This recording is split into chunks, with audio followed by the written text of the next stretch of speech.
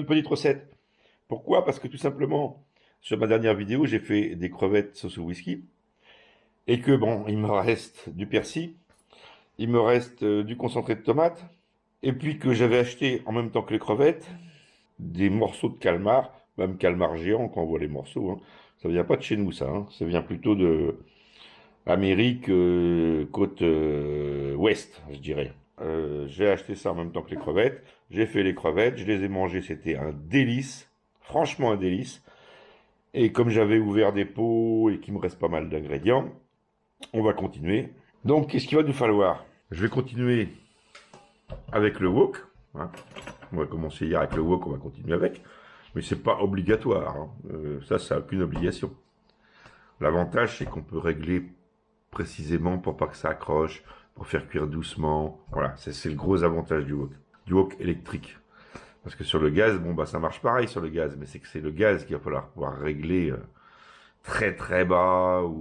Puis là, la chaleur est plutôt homogène, vous avez la résistance qui se trouve dessous, elle n'est pas pile au milieu, elle englobe un peu tout le fond, donc c'est sympa. Bah à la sèche forcément.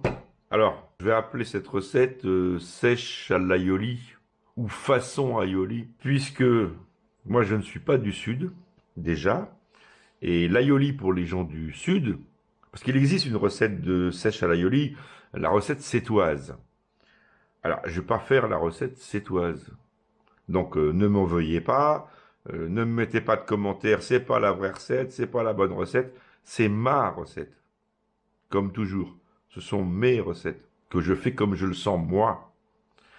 Par exemple, je suis pas fan de l'huile d'olive. Donc, l'aioli, il sera pas fait à l'huile d'olive. Donc, est-ce qu'on peut appeler ça encore un aioli? J'en sais rien. Normalement, un aioli, si mes souvenirs sont bons, dans le sud, c'est tout simplement de l'ail, des jaunes d'œufs, et on monte ça avec de l'huile d'olive. Je pense qu'il n'y a pas de moutarde, puisqu'après on fait une mayonnaise. Alors moi, ça sera plutôt une mayonnaise à l'ail, on va dire, puisque moi je préfère mettre de la moutarde dedans. Donc ça sera façon aioli, on va dire. Voilà. Qu'est-ce qu'il va nous falloir? De la sèche, bien sûr. La sauce tomate, et on va y revenir sur cette sauce tomate, parce que là il y a un vrai problème. Du concentré de tomate, en boîte bien sûr, sauce tomate du commerce, parce que je n'ai plus de sauce tomate maison, malheureusement. Et ça change carrément tout, parce que le goût est pas du tout le même.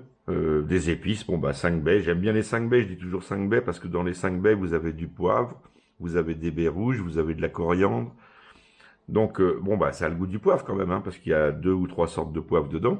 Mais pas que. Il va nous falloir du sucre. Pourquoi? Parce que c'est pour contrer l'acidité du jus de tomate qui, quand il va être cuit, va être acide. Et en plus, il va y avoir du vin blanc. Et le vin blanc cuit aussi, c'est acide. Donc, il va nous falloir du sucre pour contrer ça. Donc, du sel, de l'huile, qui ne sera pas de l'huile d'olive. 3 oignons. Là, j'ai pris 2 rouges, un blanc, parce que c'est ce qui me restait. De l'ail. 2 échalotes, pour donner du sucré, justement, pour contrer l'acidité. Des œufs, de la moutarde. Du persil parce qu'il m'en restait, puis il faut que je le consomme rapidement parce que c'est du persil frais, puis que c'est pas de mon jardin. La ciboulette, elle vient de mon jardin. Des feuilles de laurier, ça c'est de mon jardin. Du whisky, j'ai du vin blanc. Enfin, on va se faire un petit truc sympa. Donc pour commencer, je vais déjà dépioter l'ail, les échalotes, hacher le persil, les fines herbes, et puis je vous reprends après. Voilà, donc je viens d'hacher les oignons grossièrement, les 2 échalotes grossièrement, l'ail grossièrement, j'ai dû mettre 5-6 gousses par là. Le persil et la ciboulette hachés aussi, mais pour l'instant on n'y touche pas, on le mettra sur la fin. Autrement ça sera trop cuit et ça n'aura plus de goût. Et ça, là, on va le mettre directement dans le wok avec un morceau de beurre et de l'huile. C'est parti. Donc pendant que les oignons, l'ail et les échalotes sont en train de rissoler dans l'huile et dans le beurre, je vais couper la sèche, ou l'encornée plutôt. Vous voyez que je coupe en morceaux assez gros. Vous voyez? Et vous voyez l'épaisseur? C'est à peu près mon doigt. Certains vont les couper en lamelles très fines. J'ai remarqué, moi, que si je les coupe en morceaux plus gros, c'est beaucoup plus moelleux, beaucoup moins sec et beaucoup moins élastique. Donc c'est pour ça que je les coupe de cette taille-là. Donc voilà, ail, oignon, échalote. Ça cuit tranquille, tout doux. On va le laisser devenir translucide. Donc là, je l'ai mis à 2 sur le thermostat. Ça s'allume une fois de temps en temps. Ça mijote tout doux. Ça ne va pas accrocher. Et ça ne va pas blondir. Ça va être impec. À côté de ça, je me suis rendu compte d'un autre problème. Cette sauce, elle est bien. Même si c'est de la sauce sûrement faite avec de la tomate espagnole ou... Voilà. Le problème, c'est que elle est très liquide. Enfin, elle est trop liquide.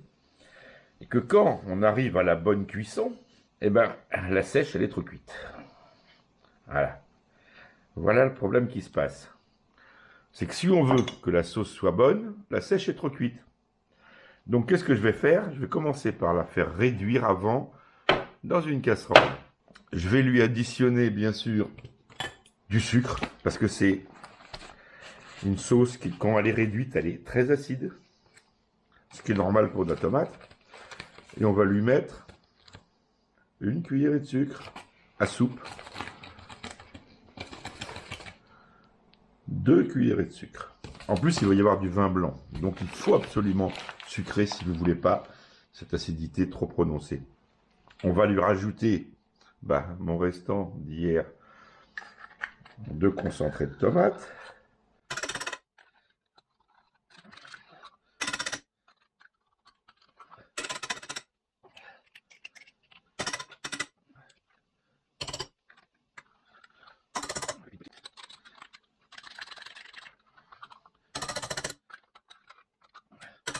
Voilà. On va aller mettre ça sur le feu, histoire que ça commence à cuire et que ça réduise surtout. Et ça, je vais laisser, je pense, environ un quart d'heure. Comme ça, au moment où je vais mettre ma sèche, eh ben, la sauce, il y a à peu près un quart d'heure de différence entre au moment où la sauce est prête et au moment où les encornets sont bien cuits. Et là, j'avais un quart d'heure de différence, qui faisait que la sauce était très bonne, mais l'encornet avait un peu séché. Il s'était un peu racorni et tout. Alors que un quart d'heure avant, quand je goûte l'encornet, il est parfait. Il n'est pas élastique, il n'est pas sec, il est super moelleux, il a un super goût, super bon, mais la sauce n'est pas finie. Donc là, c'est là que je m'améliore, et qu'il faut toujours réfléchir à la recette et essayer d'améliorer. Je vais commencer par faire déjà cuire la sauce un quart d'heure avant de la rajouter dans le wok avec le vin blanc et la sèche. Donc, je passe ça au feu, et puis après, ça va me laisser le temps tranquillement de mettre tout ça avec le vin blanc et tout, et on va pouvoir préparer ensuite l'aioli à ma façon. Donc, ma sauce tomate est en train de cuire tranquillement à feu doux dans ma casserole sur mon feu. Dans le wok, ça fait un quart d'heure, 20 minutes, et je vais vous montrer. Et puis là, en attendant, on va pouvoir hacher de l'ail au pressail. Alors au pressail ou autre chose, ce que vous avez, pour faire l'aioli. Enfin, ma forme d'aioli, on va dire. Qui sera plutôt une mayonnaise à l'ail. Pour les puristes. Voilà, donc il suffit de hacher. Voilà, je vous montre dans le wok. Vous voyez, complètement translucide, pas accroché du tout. Regardez, regardez ça. Tout mou, jamais accroché. Alors ça, c'est extraordinaire ce wok-là. Si vous avez un truc à acheter pour chez vous, franchement, achetez ça, c'est génial. Vous faites de la super cuisine là-dedans. Alors moi, mon cas, c'est que le problème, c'est que je vais quitter la maison, pour ceux qui le savent, et puis que je vais me retrouver en camping-car, donc le wok électrique, ça sera fini. J'essaie de trouver un wok à gaz, et pour l'instant, j'ai pas trouvé exactement ce que je voudrais. Enfin, le wok, oui, pas de problème, mais c'est le gaz qui va dessous que je voudrais, avec au moins 3 feux circulaires de plus en plus grands. Donc si vous connaissez ça, n'hésitez pas à mettre un lien ou à m'en parler. Parce que je recherche vraiment un wok assez grand quand même. Donc ça c'est en tôle, donc non inox, rien du tout. Le vrai wok chinois, là, en tôle, avec une poignée. Mais avec un gaz dessous, avec 3 feux. Ou au moins 2, qui prennent assez large sur les côtés. Un au milieu, un à un tiers et un autre à l'extérieur, si possible. J'ai déjà vu ça. Je sais que pour ceux qui regardent la chaîne du Gaulois et sa famille nomade, il en a un où il fait les frites ou tout un tas d'autres trucs. Et il fait des super bouffes avec d'ailleurs. Et comme il dit, il n'y a que là-dedans qu'il arrive à faire des bonnes frites. Mais ça m'étonne pas du tout parce que ça chauffe vraiment uniformément la gamelle. C'est génial et j'arrive pas à retrouver le même feu. Voilà, donc si vous connaissez, n'hésitez pas. Donc je finis de hacher mon ail. Et puis on reprend 25 minutes que ça cuit dans le wok. Là c'est parfait. Là je viens de prendre 400 ml de vin blanc. Et mon restant de whisky. Des crevettes. Donc ma dernière vidéo. J'avais mis à peine la moitié de la bouteille. Et ben là on va tout mettre. Les deux. Le restant de la bouteille et les 400 ml de vin blanc. On va mettre ça dans le wok. On va rajouter l'encorné. Je vais mettre à fond pour que ça se mette à bouillir. Et on va flamber. Alors, on mouille le vin blanc. On met les encornés. Enfin, l'encorné. Voilà.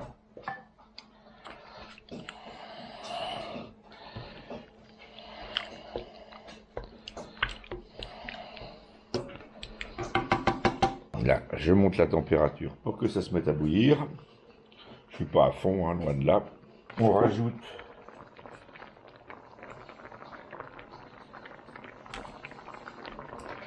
allez, 5, 6. Moi j'aime bien le laurier. 6 feuilles de laurier du jardin.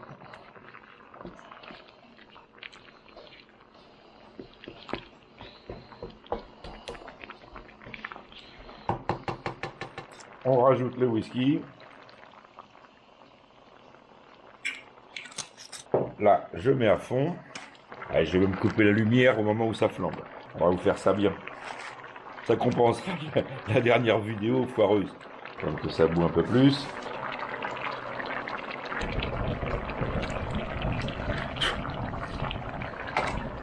Voilà, ça flambe.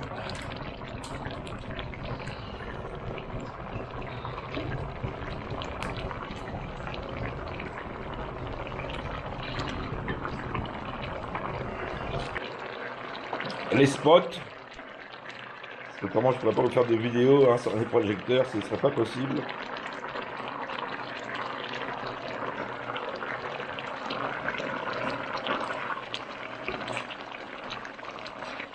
Et maintenant, on va rajouter la sauce tomate, notre fameuse sauce pré-cuite.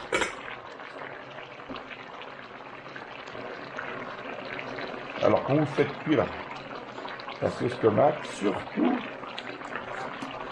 mettez un couvercle parce que quand ça s'épaissit, ça vole partout et ça éclabousse partout forcément. Donc là on va baisser la température bien sûr et on va rajouter la sauce tomate.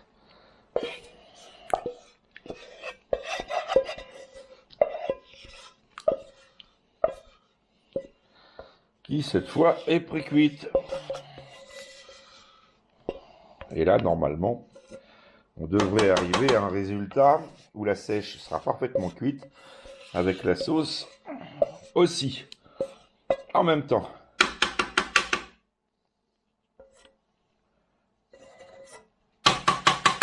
Voilà. Et puis là, on va laisser cuire tranquillement, mijoter tranquillement au moins 1 heure. Il faut que ça s'épaississe tranquille, que la sèche cuise.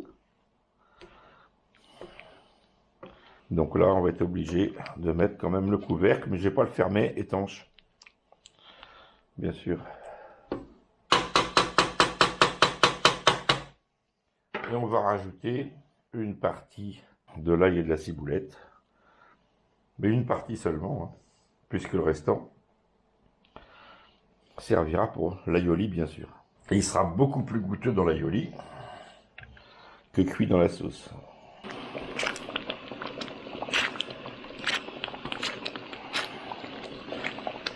À savoir que pour l'instant, je n'ai ni salé ni poivré. Donc ça, nous verrons ça à la fin. Bon, ben, je vais remettre le couvercle, mais je ne vais pas le remettre à fond. Vous voyez, je vais le mettre bancalou comme ça pour éviter que ça saute partout, mais que la vapeur puisse s'échapper. Et puis on va laisser cuire ça tranquille comme il est là, il est sur 2. On va laisser ça à peu près 1 heure. Bon, je verrai, je vais remettre de temps en temps, regarder comment c'est. Et puis surtout, dans une demi-heure, 3/4 d'heure, je vais goûter déjà un morceau de sèche, voir comment il est. Donc on se reprend tout à l'heure. Voilà les amis, donc 3/4 d'heure de cuisson à peu près. Et alors là, c'est divin. Là, franchement, je veux pas me faire de fleurs, hein, c'est pas mon truc. Mais là, franchement, c'est un grand plat. Ouais, ouais. Je vais vous montrer un morceau d'encornet.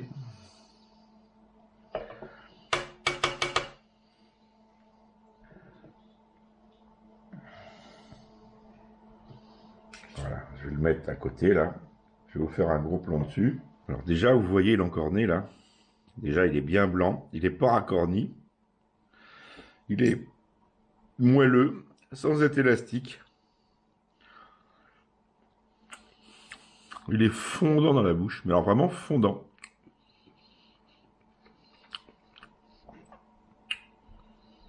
Franchement, un délice.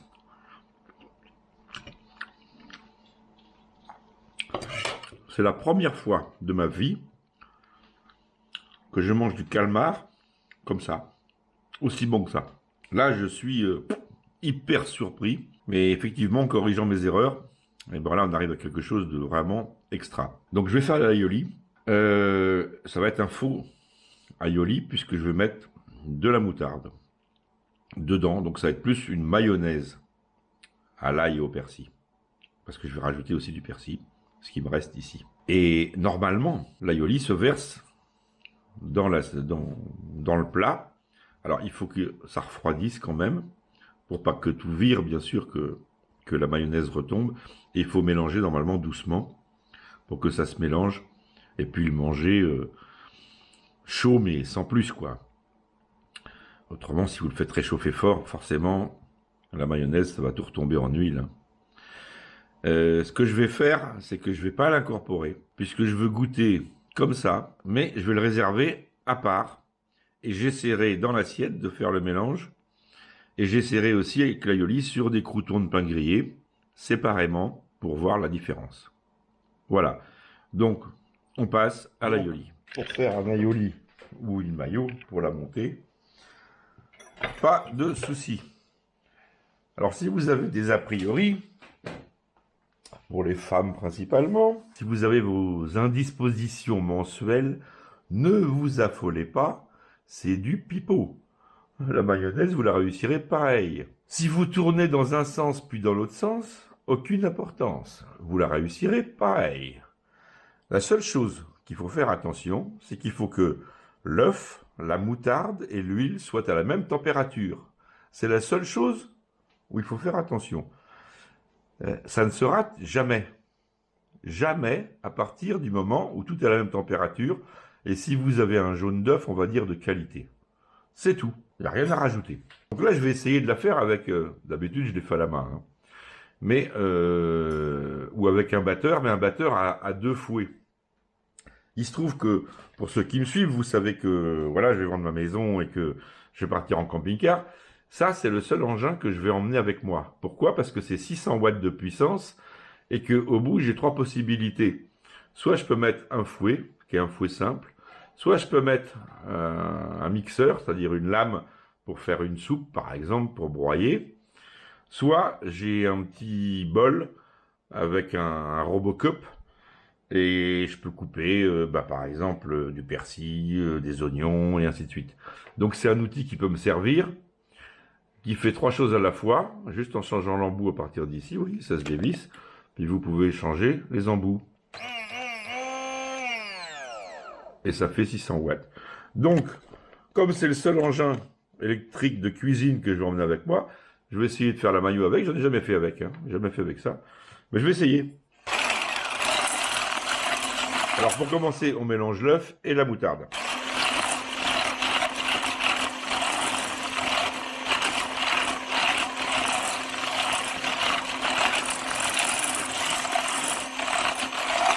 Alors, la mayo, c'est toujours mieux de le faire à 2, hein. Parce que c'est bien quand il y en a un qui bat et l'autre qui rajoute l'huile. Voilà. Quand vous êtes tout seul, c'est plus chiant. On va rajouter un peu d'huile. Alors, je suis pas à l'huile d'olive, hein, je vous l'ai dit. Je vous ai expliqué pourquoi. C'est que je suis pas fan.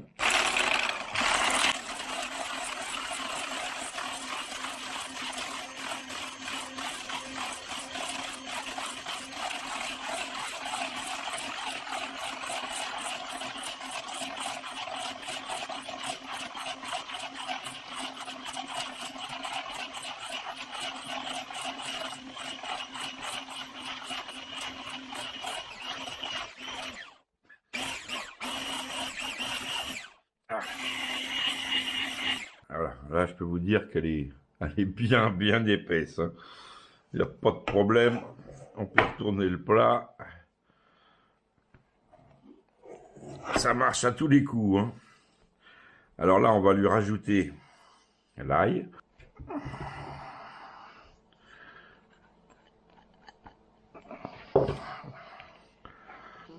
Persil, fines herbes.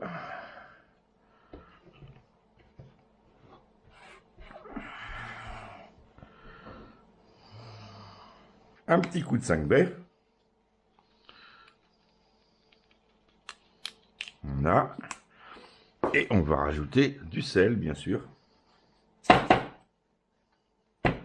Sans anti-agglomérant, ce qui fait que c'est pas facile. Que ça coule très mal. Mais l'avantage, c'est que c'est pas toxique.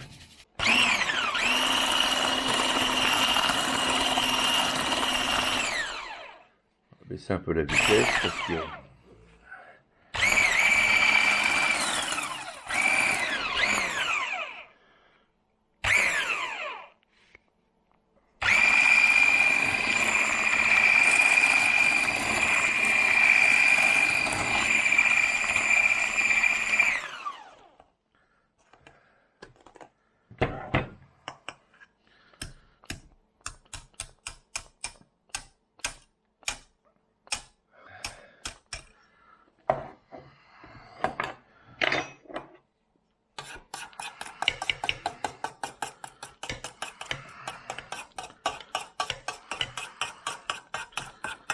Vous voyez, elle est dure, hein, elle se tient bien. Hein.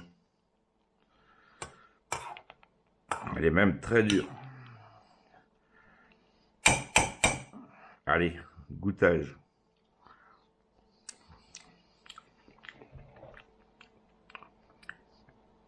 Elle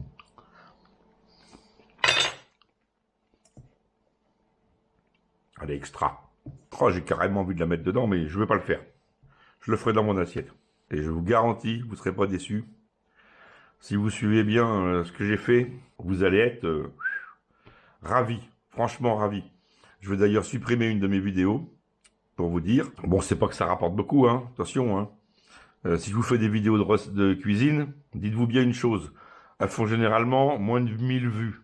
Même si elles faisaient 2000, admettons. Vous savez combien ça me rapporte? Ça me rapporte 1,50 €.